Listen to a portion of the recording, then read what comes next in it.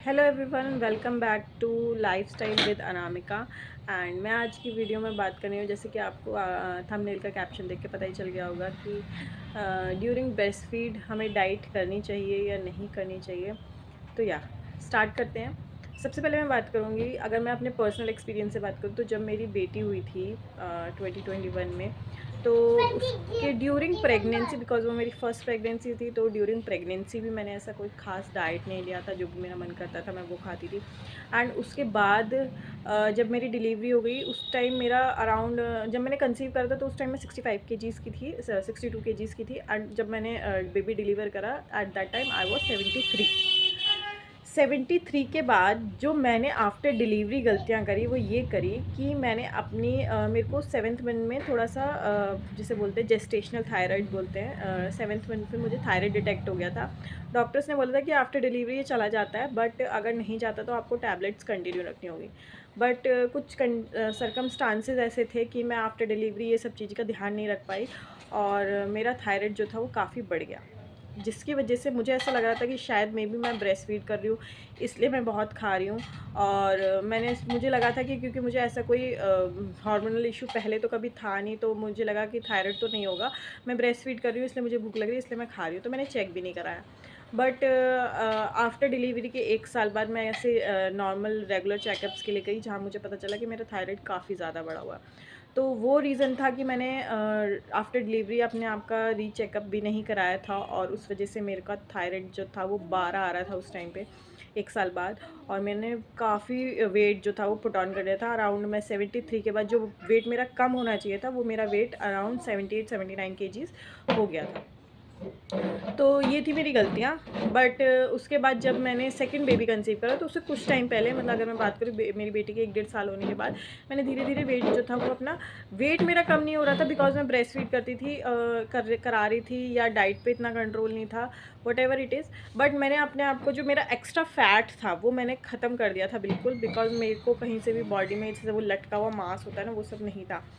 तो उसके बाद जब मैंने सेकंड बेबी कंसीव करा, तो उस टाइम पे डॉक्टर ने बोला कि आपको तो थायराइड है। मैंने कहा हाँ, और मैं टैबलेट्स भी ले रही थी उस टाइम पे, तो उन्होंने बोला कि थायराइड तो आपको कंट्रोल करना पड़ेगा। तो उन्होंने मेरे को अराउंड 112 mg की जो MCG जो थी वो लिखी, एंड उसके बाद मैंने वो लेना स्टार्ट करा।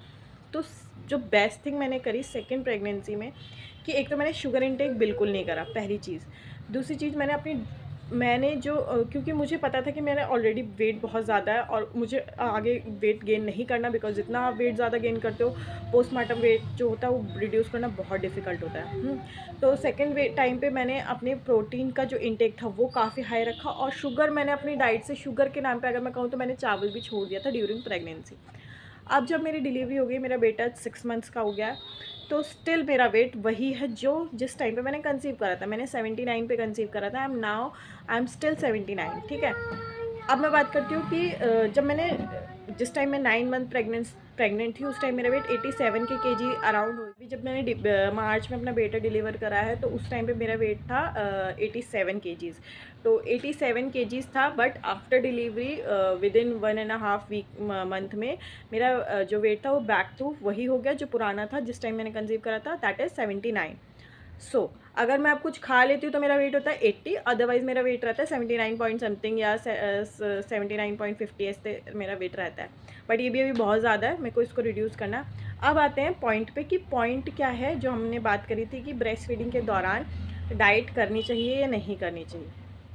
तो हम लोग बहुत देखते हैं ऐसी लेडीज़ है, या ऐसे आसपास अपने सेलिब्रिटीज़ देखते हैं कि भाई उसका वो भी तो ब्रेस्ट फीड, उसका भी बच्चा हो, उसने इतना वेट लॉस कर लिया, उसका भी बच्चा हो, उसने इतना वेट कर। देखो, सबकी बॉडी जो है उसका टाइप जो है अलग अलग है, ठीक है। किसी का फ़ैट जल्दी रिड्यूस हो जाता है, किसी का फ़ैट जो होता है वो टाइम टेकिंग होता है, रिड्यूस होने में टाइम लगता है। कोई कितना भी खा ले उसको फ़ैट नहीं होता, बॉडी में वेट नहीं बढ़ता, फ़ैट नहीं लगता। बट कुछ की बॉडी ऐसे होती है, जैसे मेरी बॉडी ऐसी कि मुझे तो ऐसा लगता है कि मुझे हवा पानी भी लगता है, तो मैं ज़रा भी करूँ तो मैं खाऊँ तो मेरा वेट जो है वो सडनली स्पाइक होता है। अब मैंने क्या करा है, क्योंकि मैं ब्रेस्ट फीड कर रही हूँ और मेरा वेट पहले जितना ही है, जितना मैंने जब कंसीव करा था उतना है, और मैंने जो 87-67 किलोज जो बढ़ाया प्रेगनेंसी में, वो नहीं है मेरा वेट। तो उसका रीज़न मैं बताती हूँ। उसका रीज़न ये है कि मैंने आफ्टर प्रेगनेंसी एक तो शुगर दोबारा से लेना शुरू नहीं करा है। जब तक आप शुगर इंटेक, शुगर में सब चीज़ें आती है आपके घर में, जो वाइट चीनी है वो तो आपको अवॉइड करनी है, लाइक टी, शुगर वाली टी नहीं लेनी है आपको, आइसक्रीम्स नहीं ले रही, चॉकलेट्स नहीं देनी, बाकी जो पेस्ट्रीज़ ये सब होती है ये सब तो आपको लेना ही, जो मीठा है वो तो लेना ही नहीं है। इसके अलावा भी बहुत सारी चीज़ों में मीठा होता है, लाइक चिप्स हो गया, पिज़्ज़ाज़ हो गए, ठीक है, सॉसेज हो गए, और ये जो कोल्ड ड्रिंक्स मार्केट में अवेलेबल होती है, तो मैं ये सब चीज़ें नहीं खाती हूँ। अब मैं बात करती हूँ कि मेरा वेट क्यों अभी इतना ही है। उसका रीज़न ये है, प्रोटीन का इंटेक ज़्यादा करती हूँ और ऐसा नहीं है कि कार्ब का इंटेक कम करती हूँ।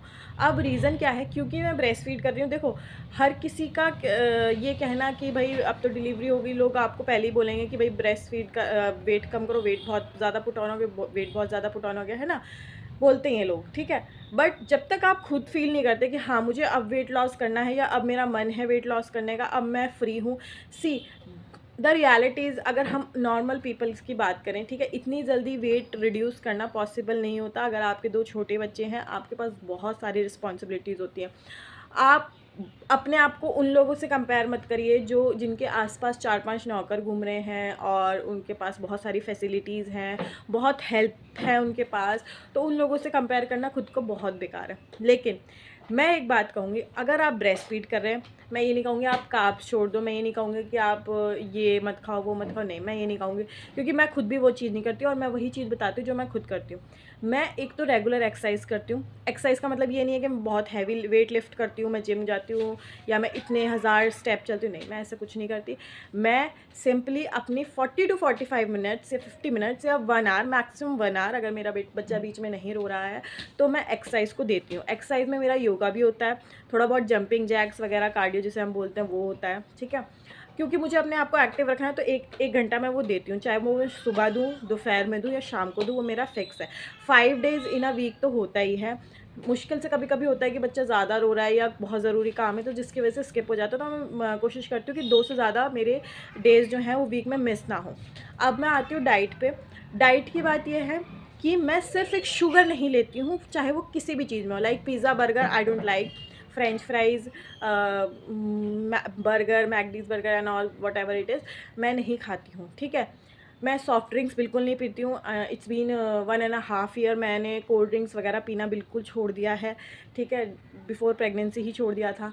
हाँ, राइस इंटेक मैंने दोबारा शुरू कर दिया, जो कि मुझे स्किप करना है क्योंकि वेट लॉस करना। अगर आपको वेट लॉस नहीं करना तो राइस नहीं भी छोड़ोगे तो भी चलेगा, ठीक है, बहुत ईजिली वेट लॉस हो जाता है। बट मेरा वेट बहुत ज़्यादा है, 15-16 किलोज़ जो है मेरा एक्स्ट्रा है, तो मुझे लगता है कि कभी कभी मुझे राइस छोड़ना पड़ेगा, बट वो अभी नहीं छोड़ूंगी मैं, ठीक है। अब बात आती है प्रोटीन का इंटेक जो है वो ज़्यादा रखना है, फाइबर का इंटेक ज़्यादा रखना है।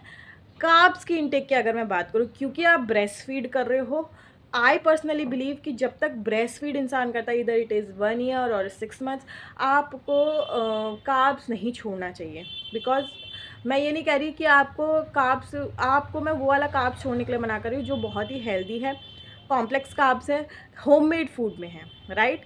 जो बाहर का कार्ब्स है, जो फैट है, जिसे हम फैट बोलते हैं, जैसे डीप फ्राइड फैट जो होता है, समोसा, कचौड़ी, ये सब चीज़ों में जो होता है, वो आपको नहीं लेना। लेकिन जो सिंपल कॉम्प्लेक्स कार्ब है वो आपको लेना चाहिए, बिकॉज वो आपके और आपके बच्चे के न्यूट्रिशन लेवल के लिए बहुत अच्छा होता है। तो ये बात थी, आज मैं आपको यही सब बताना चाहती थी कि डाइटिंग में मैंने अभी तक कार्ब्स नहीं छोड़ा है, मैंने कोई ऐसी पर्टिकुलर डाइट नहीं करी है। हाँ, मैं शुगर का इंटेक नहीं करती हूँ क्योंकि मैं ब्रेस्ट फीड कर रही हूँ, और ये मेरी पर्सनल चॉइस है कि अभी मैं 1 ईयर तक अपने बच्चे को ब्रेस्ट फीड कराना चाहती हूँ। इसलिए मैं अभी घर का जो कॉम्प्लेक्स कार्ब है वो मैं बिल्कुल अपनी डाइट से रिमूव नहीं करना चाहती। अगर आपको अच्छा लगता है, आपके पास टाइम है, आप इतने टाइम तक बच्चे को ब्रेस्ट फीड नहीं कराना चाहते, तो कोशिश करिए कि हाँ आप कम अमाउंट में कार्ब्स लें, हाई अमाउंट में प्रोटीन लें, फाइबर का इंटेक ज़्यादा लें, लिक्विड का इंटेक, फ्लूइड्स का इंटेक ज़्यादा करें।